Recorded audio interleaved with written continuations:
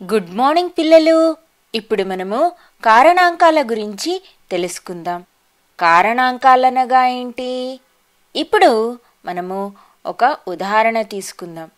భోలా దగ్గర 8 గుర్రాలున్నాయి మరియు ఒక దీర్ఘచతురస్రాకారపు స్థలం ఉంది. అయితే ఇప్పుడు భోలా ఆ గుర్రాలని ఉంచడానికి ఒక లాయని తయారు చేద్దామనుకుంటున్నాడు. అయితే అది ఎలా ఉండాలి? అన్ని వరుసలలో గుర్రాలు సమాన అంకెలో ఉండాలి. దానికి తను ఏం చేశాడు చూద్దామా మరి. మొదలు ఒక్క వరుసలో ఒకే గుర్రాన్ని ఉంచాడు. అప్పుడు ఎన్ని వరుసలయ్యాయి? 8 వరుసలు. అనగా 1 × 8 ఎంతవుతుంది? 8. ఆ తరువాత భోలా ప్రతి వరుసలో 2 గుర్రాలను ఉంచాడు. అలా ఎన్ని వరుసలయ్యాయి? 4. అనగా ఇప్పుడు 2ను 4తో గుణిస్తే ఎంతొస్తుంది? 8. ఆ తర్వాత మళ్ళీ ఏం చేశాడు? ప్రతి వరుసలో 3 గుర్రాలను ఉంచాడు. అప్పుడేమైంది? అప్పుడు ఒక వరుసలో ఒక గుర్రం తక్కువగా ఉంది కాబట్టి స్థలము వృధా అవుతుంది. ఇప్పుడు మళ్ళీ ఏం చేశాడు? ప్రతి వరుసలో 4 గుర్రాలను ఉంచాడు. అప్పుడు ఎన్ని వరుసలయ్యాయి? 2 వరుసలు. అనగా 4 × 2 ఎంతకు సమానము? 8కి సమానము. ఆ తరువాత తనేం చేశాడు? ఒక వరుసలో 5 గుర్రాలను ఉంచాడు. అప్పుడు 2వ వరుసలో 3 గుర్రాలు వచ్చాయి. అయితే ఇక్కడ 2 వరుసలలో గుర్రాలు సమానంగా లేవు మరియు స్థలం కూడా వృధా అవుతుంది. తర్వాత ఏం చేశాడు? 6 గుర్రాలను ఒక వరుసలో ఉంచాడు. అప్పుడేమైంది? 2వ వరుసలో కేవలము 2 గుర్రాలున్నాయి మరియు చాలా స్థలము వృధా అవుతుంది. తర్వాత 7 గుర్రాలను ఒక వరుసలో ఉంచితే అప్పుడేమైంది? 2వ వరుసలో ఒకే గుర్రం ఉంది మరియు చాలా స్థలము వృధా అవుతుంది. చివరిగా తను ఏం చేశాడంటే 8 గుర్రాలను ఒకే వరుసలో ఉంచాడు. అప్పుడు చూడండి ఏమైంది? ఒకే వరుసలో అన్ని గుర్రాలు ఉండడం వల్ల 8ని 1తో గుణిస్తే ఎంతొస్తుంది? 8. ఇప్పుడు మనము వీటిలో భోలా అనుకున్నట్టుగా ఏ విధానాలున్నాయో వాటిని మాత్రం తీసుకుందాం. ఇక్కడ చూడండి, 8 గుర్రాలను ఒకే వరుసలో ఉంచాడు. ఇంకో విధానము 4 వరుసలలో 2 గుర్రాలు. చివరిగా 2 వరుసలలో 4 గుర్రాలు. ఇలా చాలా రకాలుగా గుర్రాలను పెట్టవచ్చు. అయితే మనం 8ని చాలా రకాలుగా రాయొచ్చు. అనగా 1 × 8 8, 2 × 4 అది కూడా 8 అవుతుంది. 4 × 2 8, చివరిగా 8 × 1 అది కూడా 8 అవుతుంది. అప్పుడేమవుతుంది? 1, 2, 4, 8 ఇవన్నీ 8ని శేషం మిగలకుండా భాగించగలవు. 8ని సమాన భాగాలుగా విభజించగలము. అయితే ఇప్పుడు మనం మరి 1, 2, 4 మరియు 8ని ఏమంటాము? వీటిని మనము కారణాంకాలు అని అంటాము. అయితే కారణాంకాలు మనకు ఒక అంకెను వేరే వేరే విధాలుగా రాయడంలో ఉపయోగపడతాయి. కారణాంకాల్ని మీరు ఎలా చెప్పవచ్చంటే, మనము ఒక 2 అంకెలను తీసుకొని గుణించినట్టయితే మనకు ఇంకో అంకె వస్తుంది. అప్పుడు మనము ఆ 2 అంకెలని కారణాంకాలు అని అంటాము. ఉదాహరణకు 2 మరియు 3ను గుణిస్తే ఎంతొస్తుంది? 6. అయితే ఇప్పుడు 2 మరియు 3 6కి కారణాంకాలవుతాయి. అదేవిధంగా ఇక్కడ ఇంకో ఉదాహరణ చూడండి. 12ను 1తో గుణిస్తే ఎంతొస్తుంది? 12. అలానే 6ను 2తో గుణిస్తే 12. అనగా ఇప్పుడు 1 మరియు 12 12కు కారణాంకాలు. మరియు 2 ఇంటూ 6 కూడా 12 అవుతుంది కాబట్టి 2, 6 కూడా 12కు కారణాంకాలవుతాయి. అదేవిధంగా 3 మరియు 4ను గుణిస్తే ఎంతొస్తుంది? 12.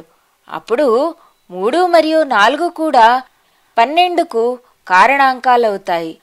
అనగా 1, 2, 3, 4, 6 మరియు 12 యొక్క కారణాంకాలు.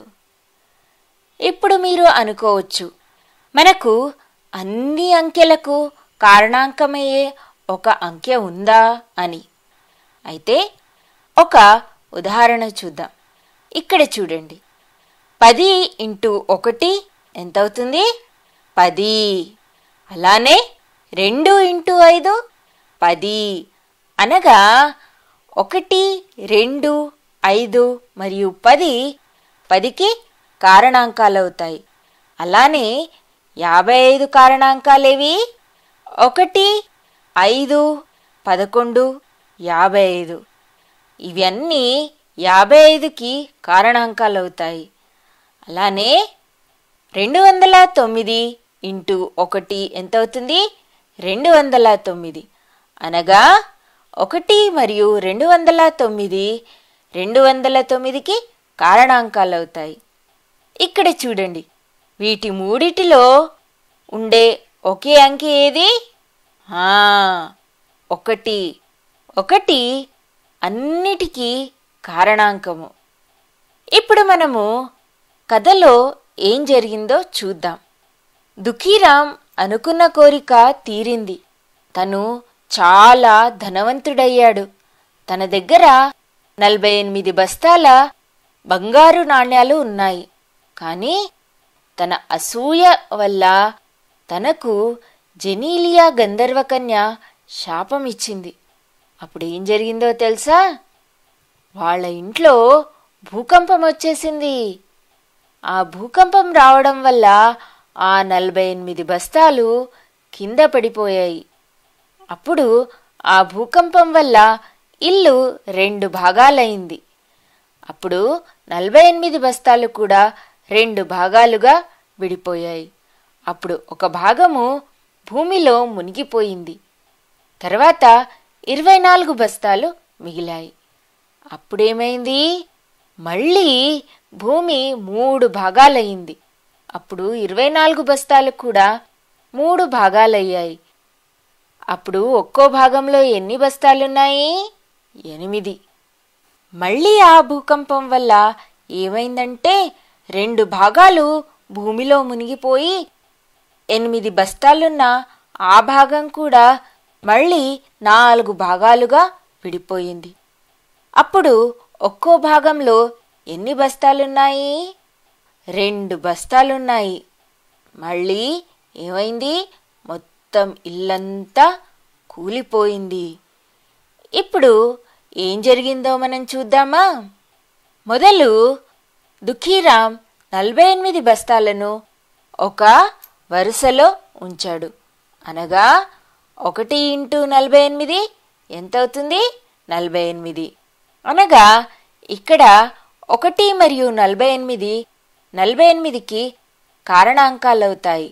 మళ్ళీ ఆ భూకంపం వల్ల 2 భాగాలుగా విడిపోవడం వల్ల ఏమైంది? 24 బస్తాలున్న 2 భాగాలు. అనగా 2 ఇంటూ 24. 2ను 24తో గుణిస్తే ఎంతొస్తుంది? 48. అనగా 2 మరియు 24 48కి కారణాంకాలవుతాయి. తర్వాత ఏం జరిగింది? ఆ 24 బస్తాలు కూడా 3 భాగాలుగా విడిపోయాయి. ఒక్కో భాగంలో ఎన్ని బస్తాలున్నాయి? 8. 3 భాగాలు ఒక్కో భాగంలో 8 అనగా 3ను 8తో గుణిస్తే ఎంత వస్తుంది? 24. అనగా ఇక్కడ 3 మరియు 8 24కు కారణాంకాలవుతాయి. చివరిగా ఆ 8 బస్తాలు కూడా 4 భాగాలుగా విడిపోయింది. అప్పుడు ఒక్కో భాగంలో ఎన్ని బస్తాలున్నాయి? 2. 4 భాగాలు ఒక్కో భాగంలో 2 బస్తాలనగా 4ను 2తో గుణిస్తే ఎంతొస్తుంది? 8. అనగా 4 మరియు 2 8కి కారణాంకాలవుతాయి. ఒకవేళ భూకంపమే రాలేదనుకోండి, అప్పుడు చెప్పండి, దుఃఖీరామ్ 48 బస్తాలను ఎన్ని వేరే వేరే విధాలలో పెట్టగలిగేవాడో చూద్దామా మరి? ఇక్కడ చూడండి. మొదలు మనం 48 బస్తాలను ఒక వరుసలో ఉంచుదాం, అనగా 1 ఇంటూ 48. తరువాత 2 వరుసలలో 24 బస్తాలు ఉంచుదాం, అంటే ఒక్కో వరుసలో 24 బస్తాలు, అలా 2 వరుసలు. ఆ తరువాత మనము 48 బస్తాలను 16 బస్తాలు ఒక్కో వరుసలో పెట్టినట్టయితే అలా 3 వరుసలు వస్తాయి. ఆ తరువాత ఒకవేళ మనము 12 బస్తాలను ఒక్కో వరుసలో ఉంచినట్టయితే అప్పుడు 4 వరుసలు వస్తాయి. ఆ తరువాత 8 బస్తాలను ఒక్కో వరుసలో ఉంచినట్టయితే 6 వరుసలవుతాయి. అయితే మనం ఇక్కడ ఏం చేస్తున్నాము? 48 యొక్క కారణాంకాలని వెతుకుతున్నాము కదా. ఇక్కడ చూడండి. 1 into 48 48, 2 into 24 48, 3 into 16 48, 4 into 12 48, 6 into 8 48, 8 into 6 48, 12 into 4 ఎంతకు సమానము? 48, 16 ఇంటూ 3 48, మరియు 24 ఇంటూ 2 48, చివరిగా 48 ఇంటూ 1 48, అనగా 1 2 3 4 6 8 12 16 24 మరియు 48 ఇవన్నీ 48 యొక్క కారణాంకాలు అవుతాయి. అయితే మనం కారణాంకాలని గుణకారాన్ని ఉపయోగించి తెలుసుకుంటున్నాం. మనము భాగాహారాలని ఉపయోగించి కూడా కారణాంకాలను తెలుసుకోవచ్చు. ఉదాహరణకి ఇక్కడ చూడండి. 24/2 ఎంతకు సమానమవుతుంది? 12కు. అనగా ఇక్కడ 12 మరియు 2 కారణాంకాలు, దీనికి 24కి కారణాంకాలవుతాయి. అదేవిధంగా 24/3 ఎంతొస్తుంది? 8. అనగా ఇక్కడ 8 మరియు 3 కారణాంకాలవుతాయి. అదేవిధంగా 24/4 ఎంతకు సమానము? 6కు సమానం. అనగా 4 మరియు 6 24కు కారణాంకాలవుతాయి. అర్థమైందా పిల్లలు? ఇక్కడ చూడండి.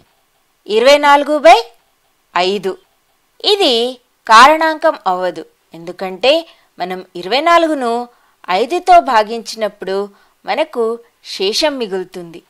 ఇలాంటివి కారణాంకాలు అవ్వవు. అలానే 24/7 24ను 7తో భాగించినప్పుడు కూడా శేషం మిగులుతుంది. కాబట్టి 7 24కు కారణాంకం అవ్వదు.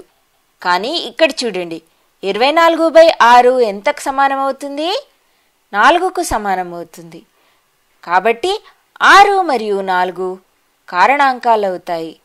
24/7 మాత్రం 7 24కి కారణాంకం అవ్వదు. అదేవిధంగా ఇక్కడ చూడండి. 24/8 ఎంతకు సమానము? 3కు సమానము. 24/12 2కు సమానము. 24/24 1కి సమానము. అనగా 1 2 3 4 6 8 12 మరియు 24 ఇవన్నీ 24 యొక్క కారణాంకాలు.